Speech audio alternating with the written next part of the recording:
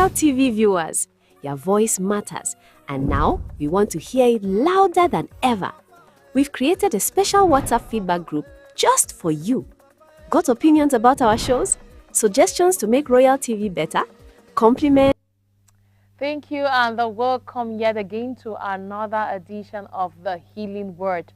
On The Healing Word, we come every Tuesday, 3:30, 4:30 to spend some time with you, to edify your spirit, to talk to you about the Word of God, and also to bring to you just those words that can get to heal your mind, your body, your spirit, and why not your soul. So today we are going to be talking about creating a support system for Christian women. And when we talk about creating a support system, we understand that to support means to sustain somebody. To support somebody means to give them encouragement, to give them a pat on the back. To support also means to stand by somebody. And today we'll be looking at this group of persons called Sisters Get Together. They have decided to bring together women in the town of Boya and across the board together in a platform called Sisters Get Together. And you cannot talk about supporting or a support system when you don't talk about cultivating these women, when you don't talk about nurturing them spiritually, when you don't talk about giving them food spiritually, when you don't talk about spiritual growth. Away from that, we also talk about their care. Remember, I told you about caring for their body, their mind, their spirits, their souls.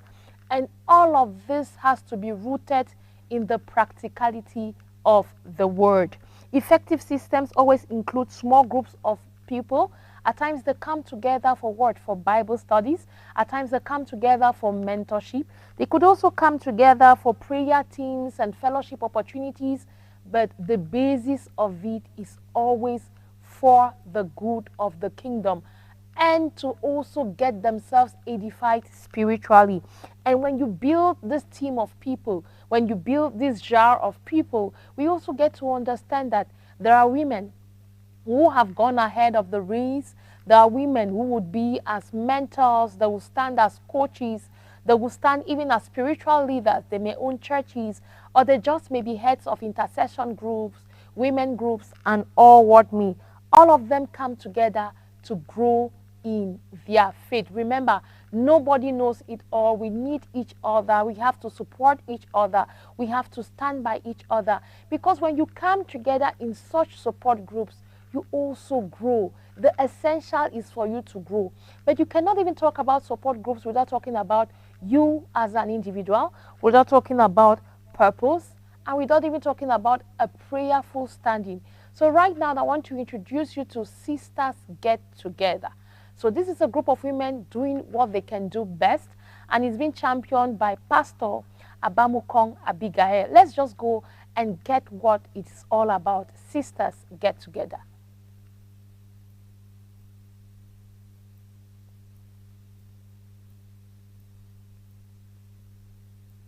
Complaints or hot takes? This is your direct line to us. Joining is easy. Simply scan the QR code on your screen right now and you're instantly connected to the Royal TV community. Be part of the conversation.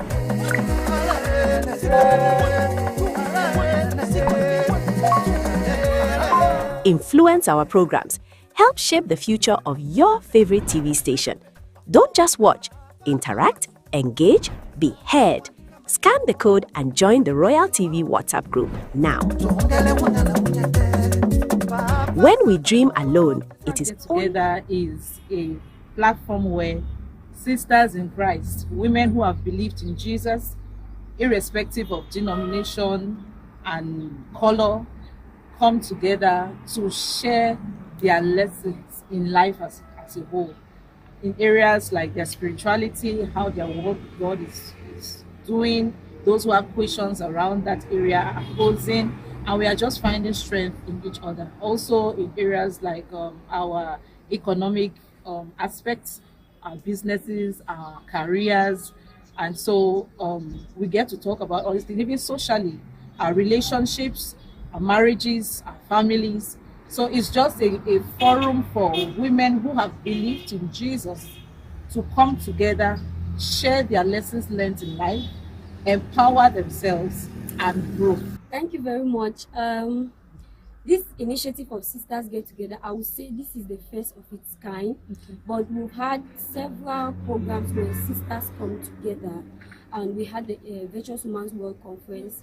I think it has run for about 7 different sessions, and we've had women from all over the world participating in that particular program, of which I am one. On the very first edition, the Invaluable Woman, I was part of it right up to the 7th edition.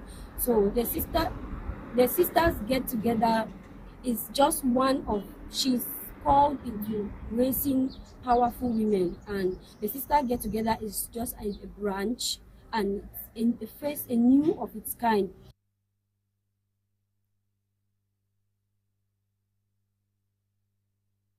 Of course, we cannot talk about Sisters Get Together without also knowing that they are best practices when it comes to every sector in life, or when it comes to Christianity. This simply means that there are people who have gone ahead of us, there are people who have studied the Word, there are people who are grounded in the Word, and there are people who know just as much as we do not know. So it's important to get to lay the foundation. Anytime we talk about building a support system, why not a positive support system for Christian women? And we cannot talk about that, like I earlier said, without the absence of a purpose and also the absence of prayer. We also need to understand that God is the one that gets to birth every vision. Reason why we have to go back to Him, the Creator, the Author, the Finisher of all things, and ask Him, this is the vision you've given me. What do I need to do? Why am I bringing these women together in this support system? What are we going to be doing? Because we need to carve a niche. You cannot be all over the place, doing everything. When they talk about prayer, you are there. When they talk about literacy, you are there. When they talk about everything, you are there.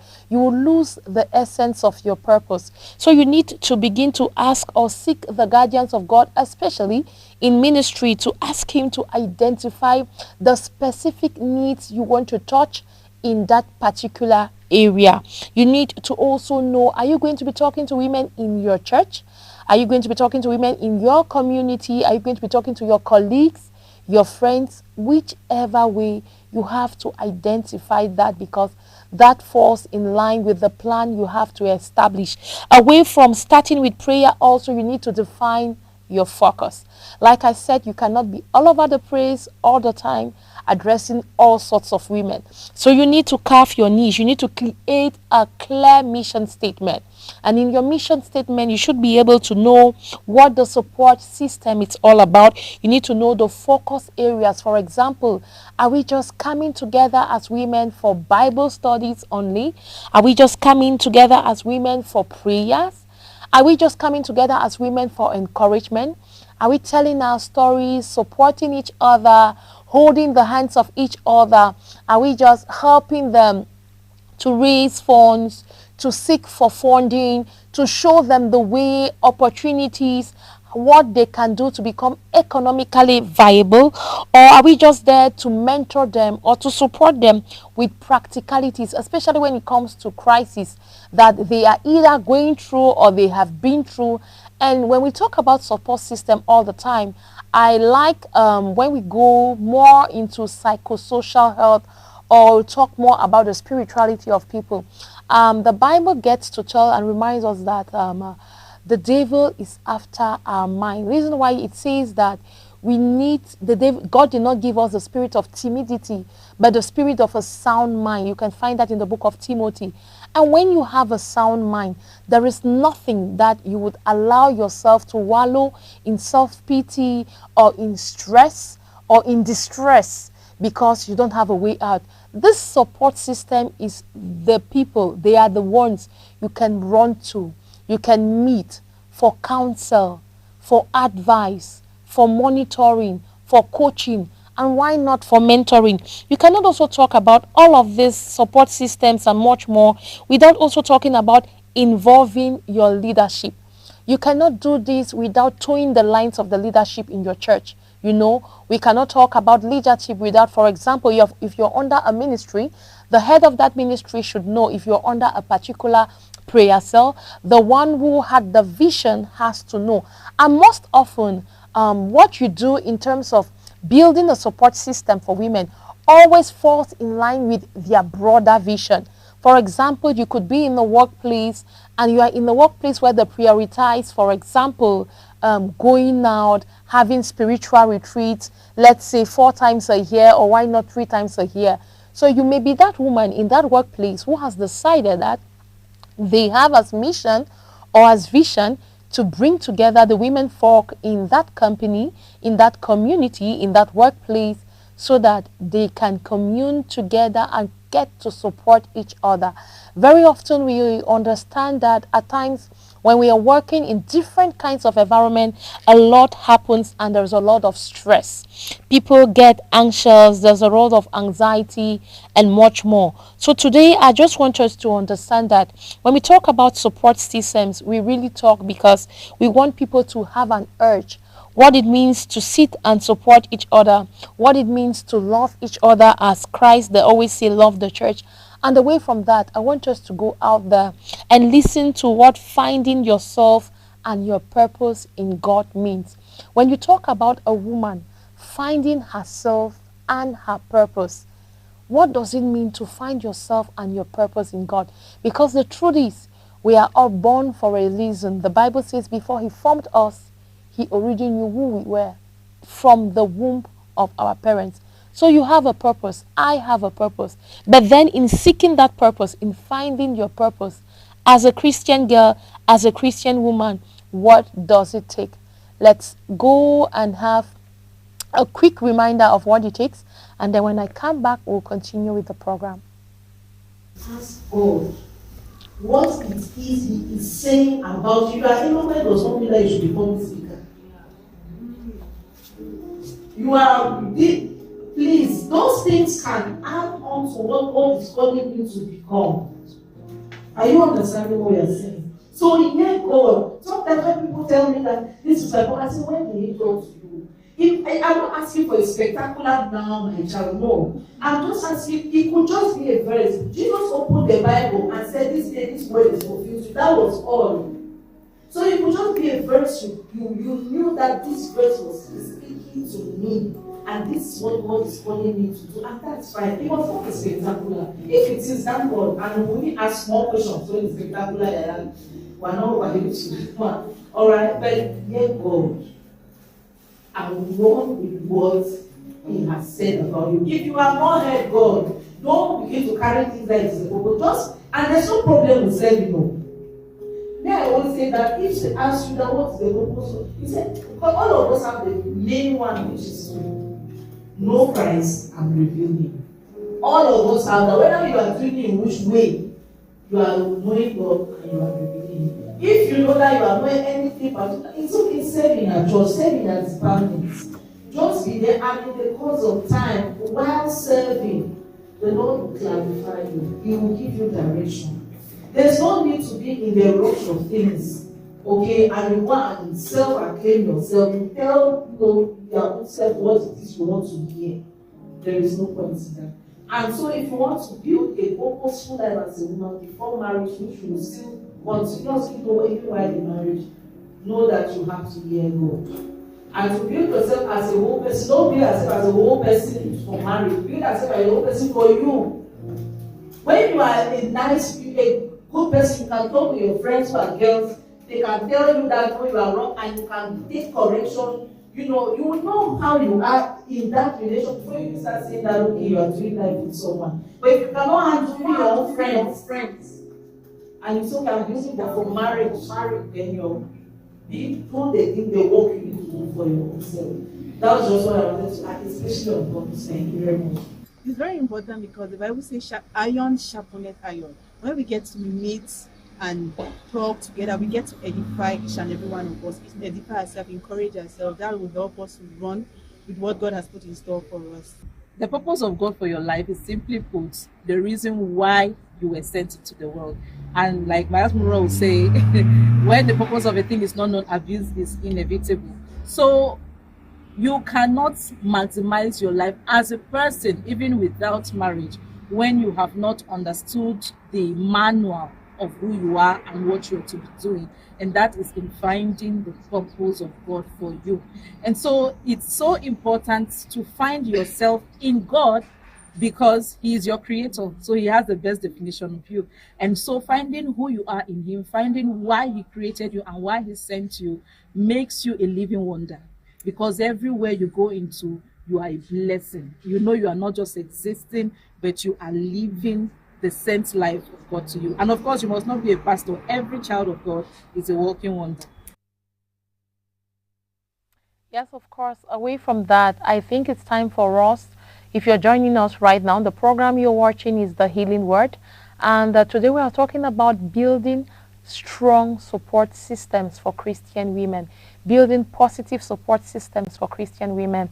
And we cannot talk about that without also establishing core support structures. Structures are systems that have been put in place that should be followed to the latter to make sure that you get to accomplish your mission, your vision statement, and so much more. So talking about this, we need to build small groups of persons, and very often this happens. Remember, I said in the beginning that we cannot talk about a support system for Christian women and we evade Bible studies. It's important. So we need to establish small, why not regular groups of persons that come together to study the word, because the word is the key, the word is the core. Prayer is the master key, and we cannot pray all the times 24 on 24 without searching the scriptures, without going through the word, or without asking ourselves what the word gets to tell us. So we need to establish these groups and focus on applying God's word in our lives. When you join these support systems, at times before even joining, you see these women and you're like, I would like to be like this woman. I would like to be in her shoes. I would like to act like her. I would like to emulate a certain character in her, because at the end of the day, all we want to do is to look more like Christ. That is why we are called Christians. Christians means a part of you reflects what Christ would say. If you find yourself in a particular situation, how Christ will react and what he would generally do. Is he helping people? Is he being compassionate to people? Is he talking to them with so much tamed words instead of being offensive, or instead of being a gossip? How do you use the words or the weapons that Christ has given you? And when we talk about that, we also have to talk about monitoring. There is no structure that does not undergo monitoring. In the following clip that you get to see, Sisters Get Together has just put in place this kind of monitoring spirit amongst themselves, because they get not just to talk to these women, but they also have a system where they can sit and oftentimes make calls and ask, is so and so sister okay? Have you spoken to this and this person? I remember being in a support system or a support group where from time to time they will ask us to pick ballots, and they would say, today you have the charge, or throughout this week, to call this particular sister. You have to seek after her. You have to know if she's doing okay, if she's doing fine, spiritually and otherwise. You also need to ask her, for example, why is she missing the way she is? Why didn't she come to church? All of this have to be factored when you talk about this monitoring opportunities, because creating opportunities for older women to mentor younger women in their faith, in their family, and in their life decision is very important. Mentorship, when you have people who have gone ahead, people who have made the mistakes for you, it's difficult for you to come back to that position and still get to do that mistake, because it's obvious they have already gone ahead of you. So it lessens the mistakes you've made. And then, of course, you also have to build prayer teams. What is the life you are living? What is the life I am living without a prayer-centric life? We don't just pray because we have need for things. We don't just get into prayer because we want God to give us things. Of course, he has asked us in the Lord's Prayer in the book of Matthew 6 that we should bring forth our supplications and our prayers to him, that he will answer. But I also love the book of Psalms, which says that we should enter his gates with thanksgiving in our hearts. That's Psalms 100, I think, verse 4 and verse 5. Because whenever you show an attitude of thanksgiving or an attitude of gratitude, the Lord always comes back to you to refresh you, just as a refreshed beacon. He always comes back to you to give you a pat on the back. That's why it's good to belong to a particular inner cycle. And at times, I bet you numbers don't matter. I was in a support group, I think 3-4 years ago, where just 5 of us. But the WhatsApp group was so good. And the group was talking about self-care and the importance of self-care. And it was talking so much to people who had gone through depression, stress, anxiety disorders, and so much more. We were just 5 of us. The convener and 4 of us. And later on, a guy had to join in. So it was huge. So at times, numbers will not matter. It's just about the encouragement. And if you see that you are really stepping up your game, if you see that you are really getting encouraged, all you need is 2 to 3 trusted persons. Remember, you have to trust them, because building a support system doesn't mean you just come and hold the microphone and there are 100 people and you begin to explain your problems. You see, 4 years ago, my husband beat me up. I don't like what he did. I'm going through abuse and this and this and that. That's not what we are talking about. We are saying that in the hundreds of people that there are, in the 50 people that there are, in the 25 that exist, do you have 2 to 3 trusted people that you can reach out to them and you can be mindful of them and you can trust them and you can carry your problems to them, and they can also get to provide you the support and the honest feedback that you need? Very often at times we fool ourselves and we go to people for counseling, we go to people for therapy, but in our minds we already have the solution. In our minds we've already told ourselves, this is the decision I'm going to take. But then I came to remind you that when you find yourself in the support system, you are also there to learn. You don't know it all. Nobody knows it all. That is why I want you, not just you, I want you to understand what it means to build support systems. Right now, I want to take you back to Sisters Get Together. And this time around, we'll be working and knowing what it is or what it feels like to work with somebody like Pastor Mrs. Abamukong Abigail. People have worked with her for ages, 5 years, 8 years plus. But then we want to know, how credible is she? Is she the person you can trust with your problems? She also happens to be a counselor and a pastor. So is she somebody you can run through for counsel? And I want to talk especially to women who are going through broken homes, broken relationships, broken marriages. Of course, you can trust somebody. There's always going to be somebody out there that you can get to trust. So right now, let's go and listen to this episode. And when we come back, we are going to brainstorm, or why not, our add your knowledge on top of what it means to build structured, why not positive support systems for Christian women.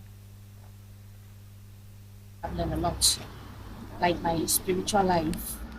I've learned to stay consistent in God, to remain prayerful, and to remain focused on whatever thing that I desire. Like, for instance, I can talk about my marital life, the financial part, how to manage my home. So I not focus only on the financial part, rather I focus on other things that can be offered, like maybe building up a child, giving your all to your children, your presence, your time. That is what I've learned. And maybe to stay calm and wait for God's time. I'm 100% proud and happy. I'm happy because this is a proof of work of several years. Sisters Get Together is the very first, and it's just like a family meeting. So it's more like you've grown a network of women. And if you not see the session going on, it's hybrid, both virtual and on-site, which means that currently the person speaking is not even in Cameroon. There are people from the USA, there are people from Europe, there are people from other parts of Africa who are connecting and sharing their points of view, sharing their lessons. So for me, it's a wonderful initiative, because not just for me to see them come, but the fact that they buy the vision to come together to strengthen one another. It's a remarkable thing.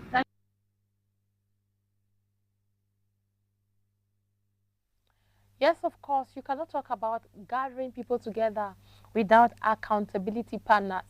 So an accountability partner is that friend, is that sister, or let's say that brother that is accountable to you. For example, if they have set up certain rules within the community of these trusted sitters, which is a support system, since we are talking today about building support systems for Christian women, our accountability partner is the one who sees into it that you do as the rules say. Your accountability partner makes sure that when you want to be weak, especially when it comes to your prayer life, or if you have prayers, for example, you see every first Monday of the month, it's time for midnight prayers, and they get to gauge you. This month, you are not around. Next month, you're still not around. And then the other month, you're not. Of course, they have to start raising their eyebrows and asking themselves, what is becoming of this person? What is becoming of my accountability partner?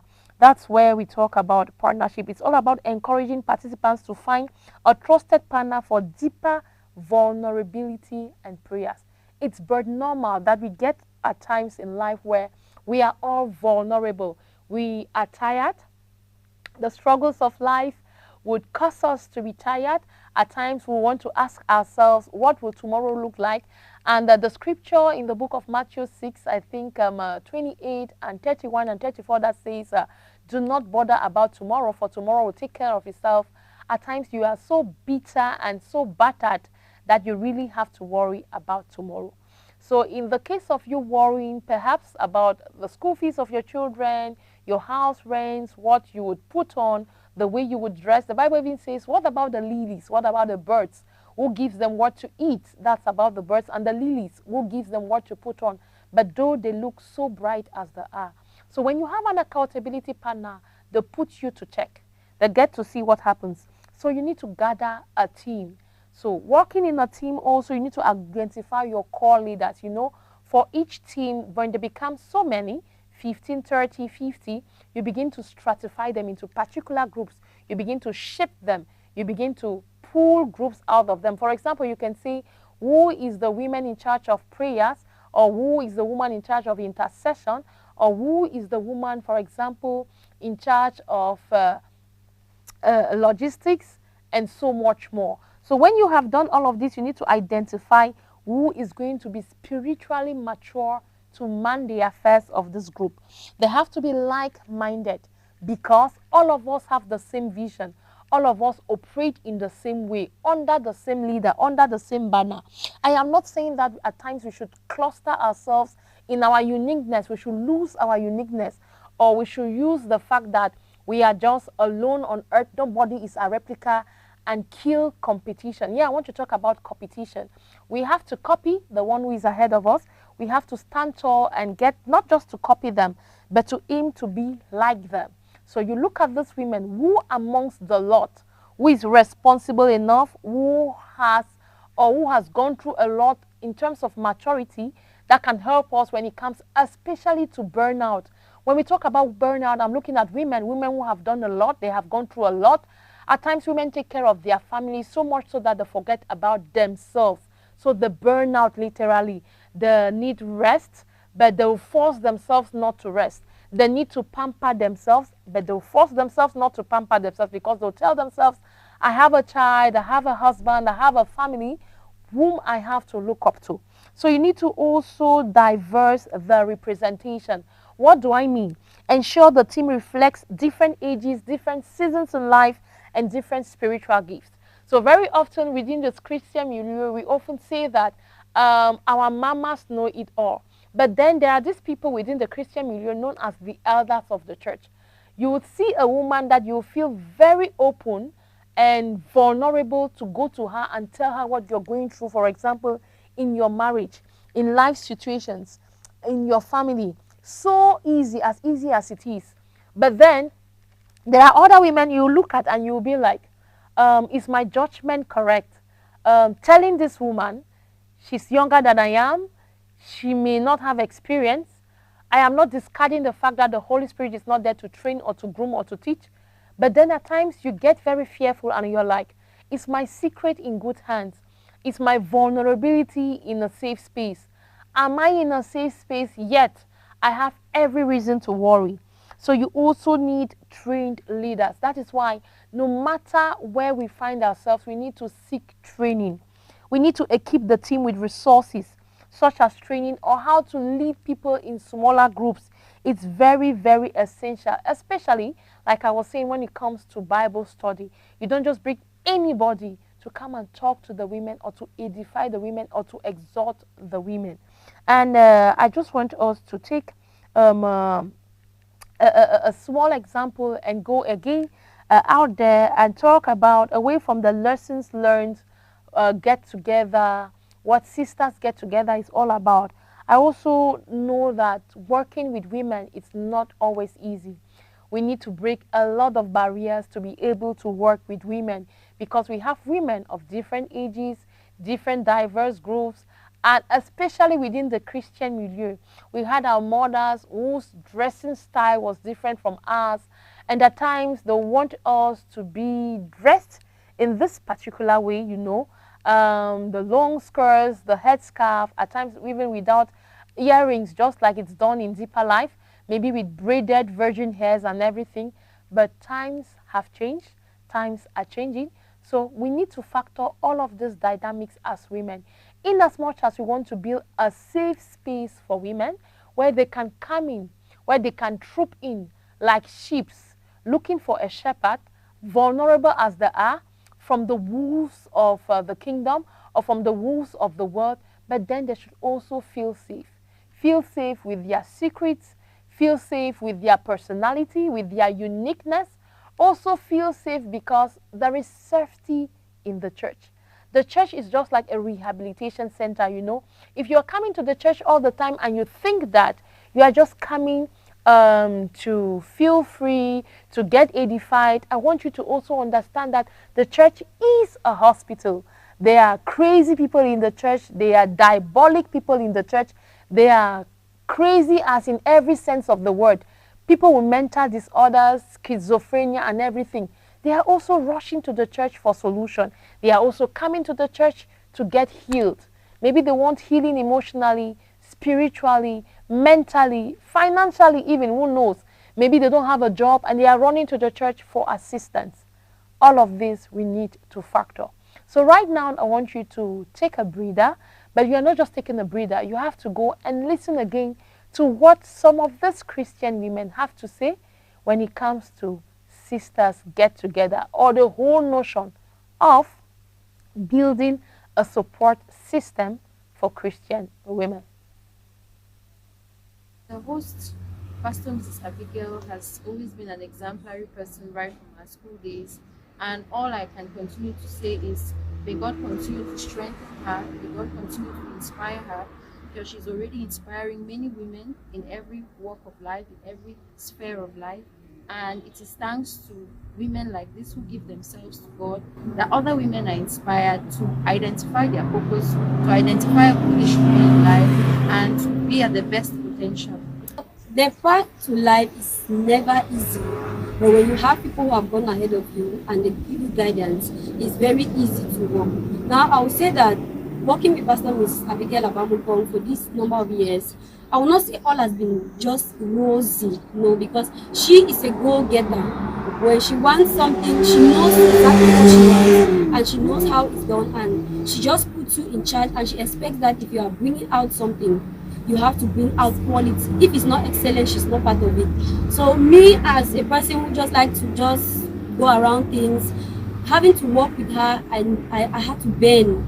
I had to come to that point where I have to ask, get clarity before I take decisions, do things, and it has really helped me to be more strategizing, more focused in the things I do. And to say easy is that once you have understood her vision, because she always like to cast her vision, once you have understood the vision of the entire program she's trying to come up with, as you have understood the vision and you are running with, she does not really bother you about that, and you people are good to go because you know what she is expecting. And once you produce that, you don't have any reason. There's no way she will come and bully you or shout at you, that no, because she knows that you have produced you have understood the vision and you have produced it. So far I would say that I've understood the vision, and working with her along that vision is also building me in being able to come together with women. Like, I did not used to know how to speak out like this in Public public, speaking. but now I could speak out in public because she has given me enough more opportunities to go out there, represent her, follow what she's about, and with that I get to build myself and many other women. If they have the opportunity to be here, they will share the amazing things that they have learned from. Yes, it's time for us to move on. The program you're watching is The Healing Word, and today we are talking about building a community of Christian women, cultivating this community, building it step by step, what it takes to build a community of grounded Christian women. And today, now I wanted to talk about cultivating the community and the connections therein within that community. There has to be regular gatherings. The first thing is we come from different places, diverse groups, diverse personalities, diverse denominations, especially when we are not in a denominational church, when it's interdenominational, meaning that you can be a Muslim, you can come from a Christian background, wherever you come from, you can find your place in this support system. So you need to create a consistent schedule for your meetings, and you need to let them know, are our weekly meetings or our meetings weekly? Are our meetings monthly? Are they bi-monthly? Are they quarterly? And you need to put that so that the women can build lasting solutions. When they come together, they don't just connect. They don't just get to vibe together, you see. If you were at this seminar and I was humbled to be there, I was privileged, why not? You would see that they were conversing over drinks, over water. They were also communing over a plate of food, asking themselves vital questions, getting a divide also by women who have gone ahead, getting questions, some of their worries answered, especially when it came to marriage. You see people who are novice or who were dreaming or aspiring to be married, getting to ask, how do you know your number one man? How do you look at him and see that this is the man I want to spend the rest of my life with? You cannot do all of that if you don't meet together regularly, or you don't get to connect, or you don't get to know each other. It's also good to have social activities. Like I said, you need to plan fun activities out there. Are we going on a beach? Are we going to a garden? Are we just going to be listening to music? Are we just going to be walking, doing walks and listening to music? Are we going to be having coffee breaks? Are we going to be having frequent meetups where we read, for example, we see today or this month is Operation One Christian Book, and we pick a Christian book and we say, okay, we are going to read it. All of these things create a warm atmosphere. It makes it possible that these women get to be intimate amongst each other. So today, for example, you get to connect with somebody, and another week you get to connect with another person. And away from that, we have hospitality. So away from all of these social activities, we talk about hospitality. It is how you treat me. It is how I treat my brother, how I treat my sister within this community. Remember, we are talking about support systems. So open your homes for small groups meetings, and all of this gets to create a certain warmth and, like I said, a certain level of intimacy. Before we talk about addressing the specific needs of each and everyone within that particular sphere or within that particular group, I want you to also know that today we've been talking about creating a support system for Christian women. And you cannot talk about that without, away from the opportunities, the take-home message. As we are rounding off today's program, what is going to be the message that you hold dear to your heart? But let's hear this message from the voices of other women who attended the conference over the weekend, and hear them from the deepest of their emotions, what they had to say when it comes to Sisters Get Together. I tell you, it was the first edition, but it was one of its kind. Let's go and get what they have to say. And one thing that I've learned here that's going to carry me through is that when it comes to fulfilling your purpose, you have to hear God for yourself and study the word personally. That will help you run along with the purpose that God has put in place for you. With respect to the spiritual aspect of our lives, I've learned that our righteousness, the righteousness that we have, of our own is not what God sees. God sees his own righteousness. And so all the performance that we put in our prayer lives, in trying to do service for him, will be meaningless if he doesn't guide us, if it is not backed by his word and by his spirit. Because our own filthiness, our own righteousness, is like a filthy rag before him. So that's one thing I've learned to do.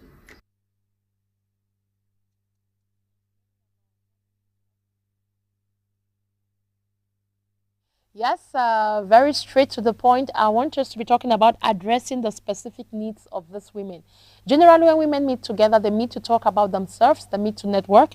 They also meet to support, especially the hurting women. There are women that have been hurting so much so we need to offer specific tailored support to these particular groups of women, especially if you are going through grief, like I said, divorce, crisis, financial struggles.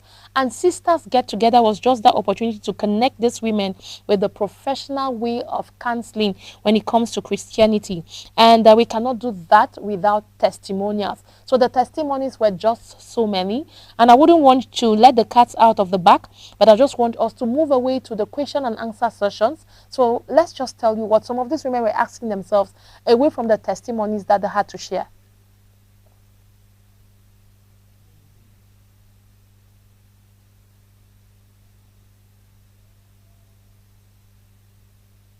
One thing that I've learned here that's going to carry me through is that Mr. when D, it since comes there's to no more. fulfilling your purpose, you have to hear God for yourself and study the word personally. That will help you run along the purpose that God has put in place for you. With respect to the spiritual aspect of our lives, I've learned that our righteousness, the righteousness that we have of our own, is not what God sees. God sees his own righteousness. And so all the performance that we put in our prayer lives, in trying to do service for him, will be meaningless if he doesn't guide us, if it is not backed by his word and by his spirit. Because our own filthiness, our own righteousness, is like a filthy rag before him. So that's one thing I've learned to do. I always say that people work with the spirits that back them. And if this person is a professional but then is not submitted to the Spirit of God, you may rather be opening yourself up to something even worse. So it is very important to test the spirits. If you discern that this person, the counsel I'll get, the session I'll go through with this person will not really bring the light of the gospel, the transformation to me, then you can hold on with that person and move forward. But then you need someone who is both spiritual and trained. Both spiritual and trained to go to for counseling, for therapy. These are not things you just say, I will just do anyhow. No. However, I always say that the same God who takes you to the hospital, who allows you to go to the hospital and take a term or whatever for 3 days, is the same God who can just touch you in an instant and you are healed. Personally, I experienced postpartum depression, and every time someone asks me, how did you go through it? I say, well, I know medically how you go through it, but that's not how I went through it. For me, it was just a prayer, and that was it. So you may need to go to the hospital, get medication. So in essence, what I'm saying is that you open yourself up, go to the Spirit of God to heal you. And I'm emphasizing that you go through therapy. It's important. Let us start. See, it's not, a lot of people say that's my wife wants me.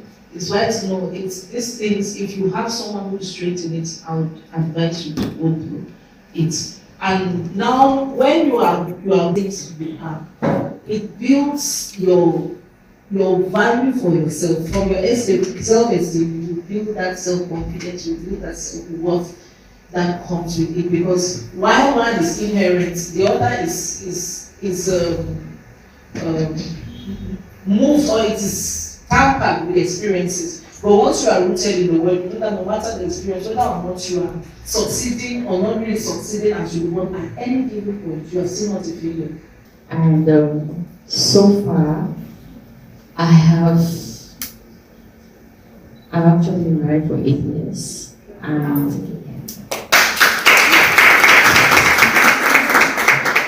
And there is a lot I have learned in marriage that I wished I'd learned earlier. Being purposeful. As a single right now is the best time for you to build yourself. Find what gives you joy. Find what gives you life.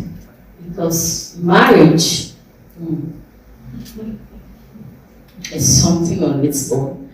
But if you know what you can do even in the marriage is going to be beautiful.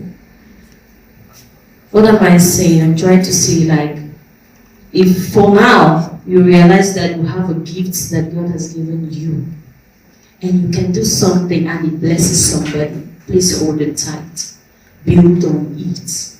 And make sure that before you are getting into that marriage, you're grounded. And even the partner you finally meet up with understands and is able to buy into your vision.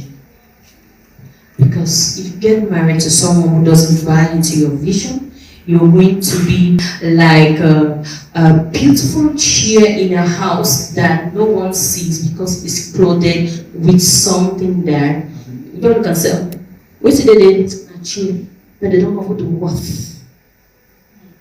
Yeah.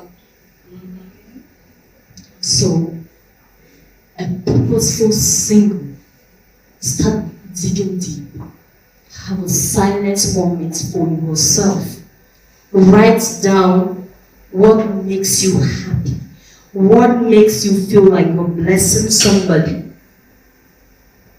It's not just comparing yourself with another person, like, hey, I did do the same thing with the kind person. No, it's about you. Because when that time reaches, if it were something that you copied from another person, the pressure, let me put a little bit of trauma of marriage, is going to make you to drop that. But if it's yours, nothing is going to stop you. Thank you. As I'm married for many years now, and I just want to say that the question is so kind of technical, because I don't know if we can really be ready for marriage. If I want to try to be very good, because my parents told me that marriage is a school that I only have a certificate inside, so we are never ready. Yes, that's why I said it's a technical question. But I think before we get prepared or before we try to be ready for marriage, we should be spiritually ready, like seeking the face of God. Then again, we have to be emotionally ready. Because I remember when I got married, and in my album, I had pictures of my past. And one of my friends visited, and when she was viewing the album, she said, Rosie, are you sure you are ready? I said, why? Those are just pictures. I said, no, you have to get rid of this. And when I say emotionally, I mean you have to close those other doors. And lastly, financially, you have to know that you will be supportive. You be a support system to your spouse. You have to be ready to support, like getting a job or get something doing. I think that's it for now. Thank you. How did I know that my husband or my, how can I put it, the person that wanted to marry me is the one for me, right? Okay. First of all, you have to ask questions. Are you getting me? Yes, you have to ask questions. Among the, let me say, lineup of men at that time that were coming for me, I asked questions. For example, what do you think about sexual purity in courtship? That's one of the questions that I asked him at that time. We were not married. And he shared his view, I asked another one at that time who wanted to marry me. I asked him, what do you think about sexual purity in courtship? He said, nothing, I'm a church people. He's a brother in church, or well, he was a brother in church. But he was saying that thing for church people, so it's not for him. That's already a red flag. If I red carpet. Red sea. So, number two, what do you think about submission to spiritual authority? Because you cannot marry a man that does not have a spiritual father. It's a red flag. So I ask questions. What do you think about submission to spiritual authority? He shared his view. These questions I'm asking, not one man. Maybe the people that were around me. You know, when a man likes you, you will know. So there is no one here who will say that you have not had at a point two people like you at the same time. But the difference is their point of view.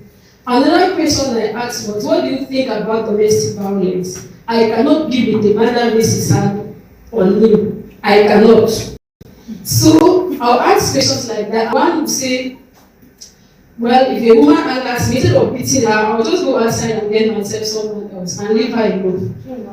Red flag, red carpet. Red carpet. So you don't have so and many other things like that. So you don't have these questions, you will not know. Maybe some will deceive you with, no, I cannot beat a woman, I cannot do this, I cannot do that. But they are the opposite. How do you know? That is where discernment comes in. Prayer. You cannot want to get into marriage and you don't have a very, very consistent work with God. You will enter shock. Marriage will test your patience, your endurance, your long suffering, and everything you want here. It's only God. So you have to ask questions. Ask and ask and ask again. Don't assume. Don't assume. Ask. Hear what they have to say. Hear it. If it does not align with you, it does not work with you, it's okay to walk away. It is very, very okay. Yeah. There is no rush. Thank you. Yes, as we end the program, we are going to be talking about best practices for longevity. Time for me to remind us that the book of 1 Thessalonians chapter 5 verse 11 says, therefore encourage one another and build each other up, just as in fact you are doing. This group of women, sisters, get together, are there to build each other up just as they are doing. And they are doing so because they want to, for example, be consistent when it comes to helping them come out of things like anxiety, like stress, as you would get to hear in this other report that will follow. So you need to show up regularly, even if the attendance is low at first. And in all of this, you need to trust a system that is being built, which is all about encouraging the vulnerability of others. I remember talking to us about stress, anxiety, and there's so much more. And in all of that, what do? You need to model honesty. They need to come to you because they know that you understand their personal struggles and you are creating a safe space for them where they can feel free and why not feel real. In all of that, you need to prioritize their confidentiality away from Kongosa. Don't take what they tell you in good spirits. Don't take what they tell you in their moments of vulnerability and you announce it to all of the other women. That is why I spoke about 2 or trusted women in this kind of milieu. It's all about building a safe support space, but then when they become so many, how safe is your secret in the hands of these women? Ensure that what is being shared in the group stays in the group, making it a safe space for emotional and spiritual openness. So in order to get these and more, I also want still to remind us in the book of 1 Thessalonians 5 verse 15 says, make sure that nobody pays back wrong for wrong, but always strive to do good to each other. That is it. So when you come in that cluster, when you come in that group, you should be rest assured that you don't get to pay people bad for what they do. And of course, I love Colossians 4:6. This is what it says before we go and check another excerpt before we end the program. Let your conversation be always full of grace, seasoned with salt, so that you may know how to answer everyone. Remember, the Bible tells us that we are the salt of the earth. If salt has lost its saltiness, what becomes of the earth? What becomes of the food? Let's go, and then we have these very short edifying lessons as we have got to learn, and we'll talk about managing anxiety and also mental health issues when it comes within the sphere of women. It is very important because, for instance, like we gather here today, I got to understand that when you come out with a problem, you discover that not only you are facing that problem, you see to it that others are also facing like problems like what you are facing. So it gives you that confidence or that grace, the spirit in there. That one of the very first steps in managing psychiatric disorders like depression, anxiety, and all that are mainly managed by psychotherapy. Just the act of talking, sharing with someone, it solves a lot of problems. Like the adage usually goes, a problem shared is a problem already half solved. It is very pertinent in psychiatry consultations.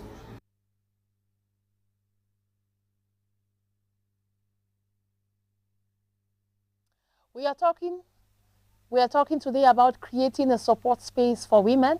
And when I think of women, I think of Tabitha. Tabitha is a woman, Tabitha, I beg your pardon. She's found in the book of Acts 9, verse 36. In Joppa, there was a disciple named Tabitha. And in Greek, her name means what? Dorcas. They say she was always doing good and helping the poor. In your community, can people trust you with doing good? Are you out there to help the poor? They say when she died, women came out in their numbers and they rushed to call Peter and they said, she is dead.